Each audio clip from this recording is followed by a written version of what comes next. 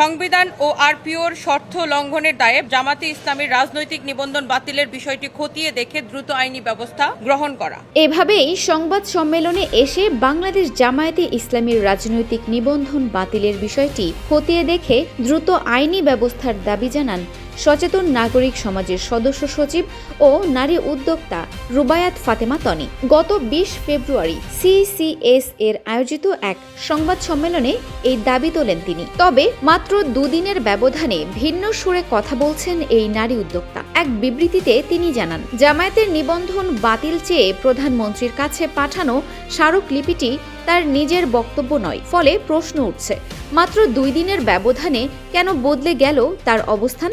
আর কার উদ্যোগেই বা তৈরি হয়েছিল সেই আলোচিত স্মারকলিপি? ফেসবুক পোস্টে এক বিবৃতিতে তনি দাবি করেন, ওই স্মারকলিপিটি সম্পূর্ণভাবে অভিনেত্রী ও অনলাইন অ্যাক্টিভিস্ট নীলা ইসরাফিল ও সংগঠনের অবস্থানের ভিত্তিতে প্রস্তুত করা হয়েছিল। তিনি এর রচয়িতা নন। এদিকে সংবাদ সম্মেলনের পর থেকেই তনি এবং তার পরিবার প্রাণনাশের হুমকি, সামাজিক যোগাযোগ মাধ্যমে মানহানি, অপপ্রচার ও অনলাইন হয়রানি সহ বিভিন্ন ধরনের লক্ষ্য ভিত্তিক আক্রমণের শিকার হচ্ছেন বলে বিবৃতিতে উল্লেখ করেন তিনি।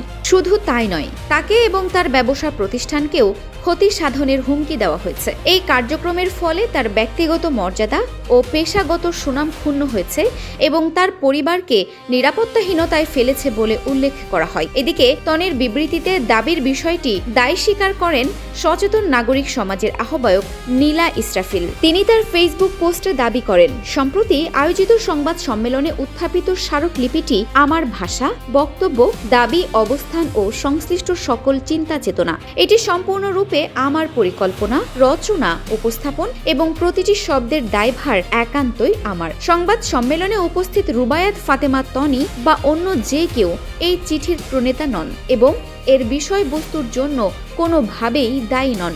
তারা কেবল আমার অনুরোধে লিখিত বক্তব্য পাঠ করেছেন এবং উপস্থিত ছিলেন। অন্যদিকে বিবৃতিতে হুঁশিয়ারি দিয়ে তনি আরও উল্লেখ করেন, হুমকিদাতাদের বিরুদ্ধে তিনি অবিলম্বে থানায় জিডি এবং ফৌজদারি মামলা দায়ের করবেন। এছাড়াও সামাজিক যোগাযোগ মাধ্যমে মিথ্যা ও মানহানির তথ্য প্রচারকারীদের বিরুদ্ধে মানহানির মামলা করবেন তিনি জানান, যারা অনলাইন হয়রানি ও চরিত্র হননের চেষ্টা করছে তাদের বিরুদ্ধে প্রযোজ্য সাইবার আইন এবং অন্যান্য আইনগত ব্যবস্থা নেওয়া হবে। একই সঙ্গে তার নিরাপত্তা বা ব্যবসায়িক ক্ষতির চেষ্টা প্রমাণিত হলে পৃথক ফৌজদারি মামলা এবং ক্ষতিপূরণের জন্য পদক্ষেপ নেওয়া হবে বলেও জানান তিনি। Arfin Farha, desk report, DSK TV.